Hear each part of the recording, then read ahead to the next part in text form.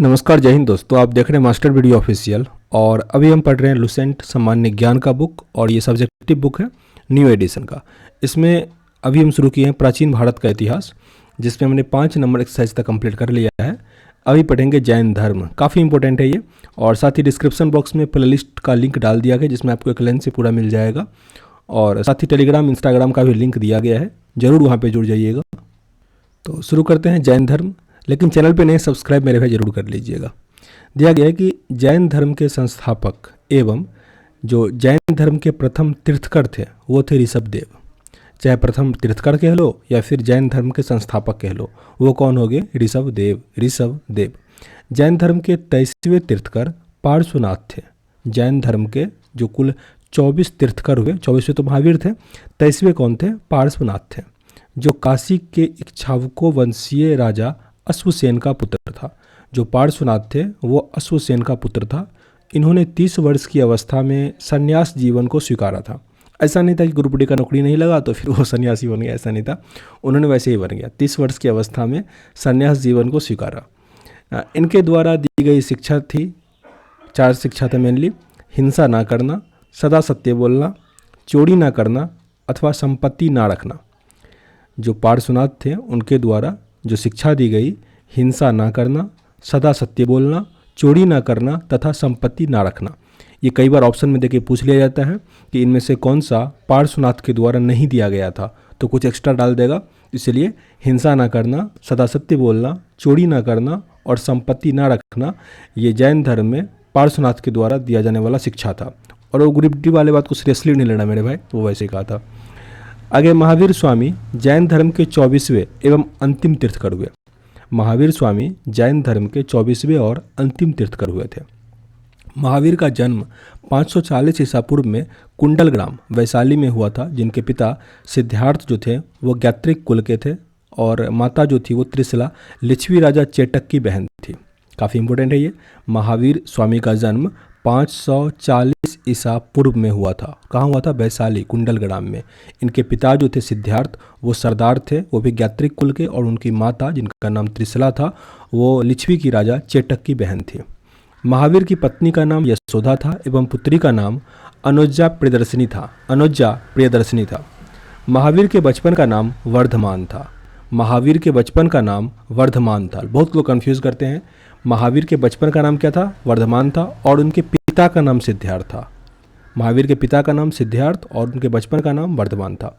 इन्होंने 30 वर्ष की उम्र में माता पिता की मृत्यु के पश्चात अपने बड़े भाई नंदीवर्धन से अनुमति लेकर सन्यासी जीवन को स्वीकार किया था। 12 वर्षों की कठिन तपस्या के बाद महावीर को जृंभिक के समीप ऋजुपालिका नदी के तट पर सौल वृक्ष के नीचे तपस्या करते हुए संपूर्ण ज्ञान का बोध हुआ था। वहीं पे उनको संपूर्ण ज्ञान का बोध हुआ था। कितने वर्षों तक तपस्या किए थे ये? 12 वर्षों तक। नदी का नाम क्या है? ऋजुपालिका नदी के तट पर। और ये वृक्ष कौन था? सौल वृक्ष था। इसी समय में महावीर जिन यानी विजेता, अहर्त यानी पूज्य और निगड़ंत यानी बंधनहीन कहलाए। ये सब पद जो है उनको दिया गया। जिन, अहर्त और निगड़ंत। जिन का अर्थ था विजेता, अहर्त का अर्थ पूज्य, निगड़ंत का अर्थ बंधनहीन, बंधन से मुक्त हो गए थे। महावीर ने अपना उपदेश प्राकृत यानी अर्धमगधी भाषा में दिया। Very very important. Mahavir Swami का उपदेश किस भाषा में था? प्राकृत भाषा में। प्राकृत को ही अर्धमगधी कहा जाता है। ऑप्शन में कभी कभी प्राकृत नहीं रहेगा, अर्धमगधी ही रहेगा, तो उस पर टिक करना है। महावीर के अनुयायियों को मूलतः निगड़ंत कहा जाता था। निगड़ंत। महावीर का प्रथम अनुयायी उनके दामाद बने थे जामिल। महावीर स्वामी के प्रथम अनुयायी थे वो जामिल, जो कि उनके दामाद ही थे। प्रथम जैन भिक्षुनी नरेश दधिवाहन की पुत्री चंपा थी। चंपा। महावीर ने अपने शिष्यों को 11 गंधारों में विभाजित किया था। कुल कितने गंधारों में था? 11।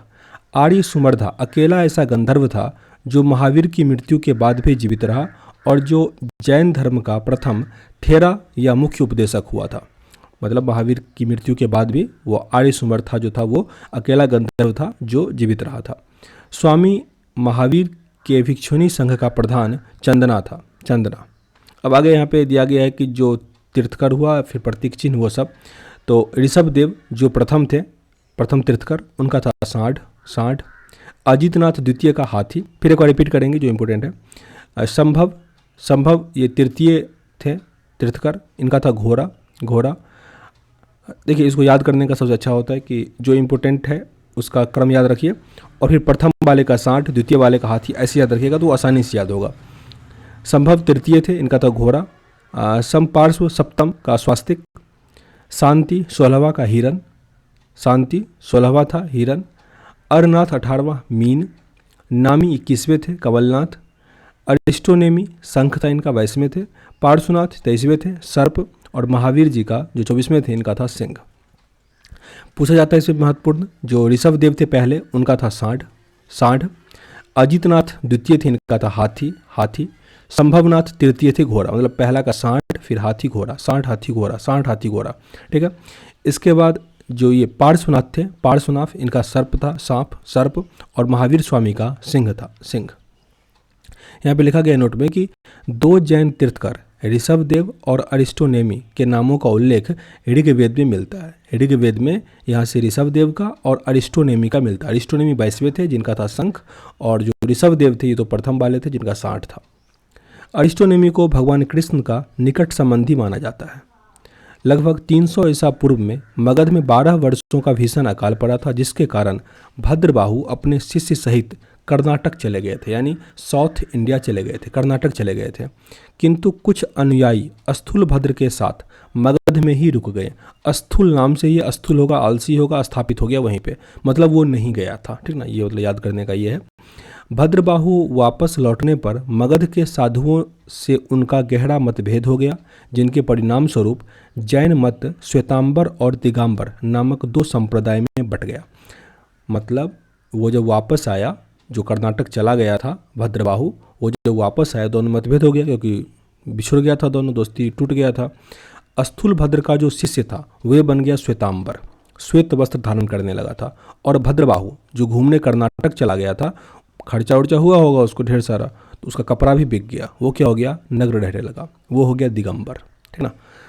तो श्वेतांबर कौन सा हो गया, स्थूल भद्र वाला, 100 से स्थूल, 100 से श्वेतांबर, ठीक ना। और जो गया घूमने के लिए वो क्या हो गया, नंगा पंगा हो गया, मतलब भद्रबाहु जो थे वो दिगंबर बन गए, नग्न रहने लगे। तो इसको थोड़ा याद रखना है। आगे यहाँ पे जैन संगतियाँ दिया गया है। प्रथम जो 300 ईसा पूर्व में हुआ था, प्रथम जैन संगति 300 ईसा पूर्व में हुआ था, ये हुआ था पाटलिपुत्र में। पाटलिपुत्र में इसके अध्यक्ष थे स्थूलभद्र, स्थूलभद्र। और द्वितीय हुआ था 512 ईस्वी में, ईसा पूर्व नहीं है, ईस्वी है। इसके थे बल्लभी, ये गुजरात में हुआ था, मतलब स्थल बल्लभी गुजरात में हुआ था। इसके थे क्षमाश्रवण, पहले के स्थूलभद्र और दूसरे के क्षमाश्रवण।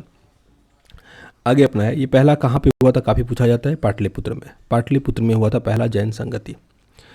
जैन धर्म के 3 रत्न थे, साम्यक दर्शन, साम्यक ज्ञान और साम्यक आचरण। साम्यक दर्शन, साम्यक ज्ञान और साम्यक आचरण, या फिर ये त्रिरत्न किससे संबंधित है, तो जैन धर्म से, जैन धर्म से संबंधित है त्रिरत्न। या फिर श्वेतांबर और दिगंबर जो था वो भी किससे संबंधित था, जैन धर्म से था। त्रिरत्न के अनुशीलन में 5 महाव्रतों का पालन अनिवार्य है, अहिंसा, सत्यवचन, अस्त्यय, अपरिग्रह और ब्रह्मचर्य।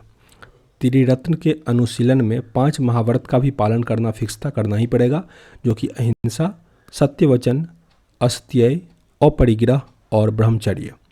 जैन धर्म के 4 वरों शिक्षा, अन्न, चिकित्सा और आवास के सिद्धांत ने इसे लोकप्रिय बनाने में मदद किया था। जो 4 वरों था इसमें कौन कौन सा था, शिक्षा, अन्न, चिकित्सा और आवास। जैन धर्म में ईश्वर की मान्यता नहीं थी, ईश्वर को वो नहीं मानता था। जैन धर्म में आत्मा को मानता था, ये काफ़ी इंपॉर्टेंट है, आत्मा को ये सब मानता था। महावीर पुनर्जन्म एवं कर्मवाद में विश्वास करते थे, तभी वो आत्मा परमात्मा को मानता था, मतलब भगवान को नहीं मानता था, आत्मा को मानता था। जैन धर्म के सप्तभंगी ज्ञान के अन्य नाम साम्यवाद व अनेकतावाद था, अनेकांतवाद था। जैन धर्म ने अनेक आध्यात्मिक विचारों को सांख्य दर्शन से ग्रहण किया था। सांख्य दर्शन के लेखक कौन थे, कमेंट बॉक्स में लिखिएगा, इससे पहले पढ़े हुए हैं। जैन धर्म मानने वाले कुछ राजा थे, उदयन, वंदराजा, चंद्रगुप्त मौर्य, कलिंग नरेश खाड़वेल, राष्ट्रकूट राजा अमोघवर्ष और चंदेल शासक। तो ये काफ़ी इंपॉर्टेंट होता है कि ये राजा जो था वो कौन से धर्म के अनुयायी थे, तो आपको याद करना पड़ेगा। जैन धर्म मानने वाले राजा कौन कौन से थे, उदयन, वंदराजा, चंद्रगुप्त मौर्य, कलिंग नरेश खाड़वेल, राष्ट्रकूट राजा अमोघवर्ष और चंदेल शासक। मैसूर के गंग वंश के मंत्री चामुंड के प्रोत्साहन से कर्नाटक के श्रवणबेलगोला में 10वीं शताब्दी के मध्य भाग में विशाल बाहुबली की मूर्ति, जो गौतमेश्वर की मूर्ति है, इसका निर्माण किया गया था। गौतमेश्वर की प्रतिमा कायोत्सर्ग मुद्रा में है। महावीर तपस्या की इस मुद्रा में वह अपने चारों ओर के वातावरण से अनभिज्ञ हैं। उनके पैरों में सांप लपेटे हुए हैं और चींटियों ने मिट्टी को घरौंदे बना रखे हैं।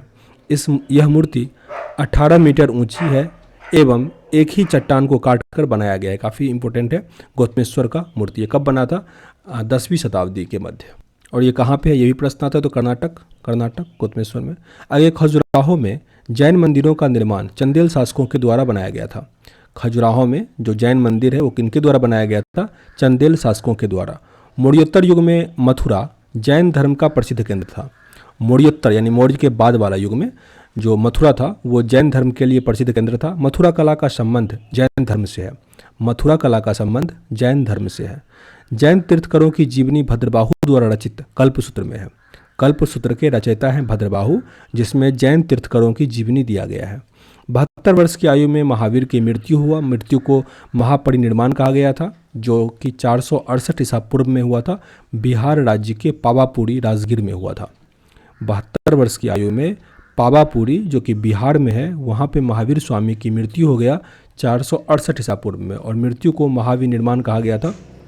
यहाँ पर लिखा गया है कि मल्ल राजा सृष्टिपाल के राज्य प्रसाद में महावीर स्वामी को निर्वाण प्राप्त हुआ था। अब इससे आगे शुरू होता है बौद्ध धर्म। ये भी काफ़ी इंपॉर्टेंट है, तो इसको अगले वीडियो में कंप्लीट करेंगे। मेरे भाई सेशन अगर अच्छा लग रहा हो तो लाइक और शेयर जरूर करना है, और चैनल पे नए हो जाए सब्सक्राइब तो कर ही लो। मिलते हैं नेक्स्ट वीडियो में, तब तक के लिए जय हिंद।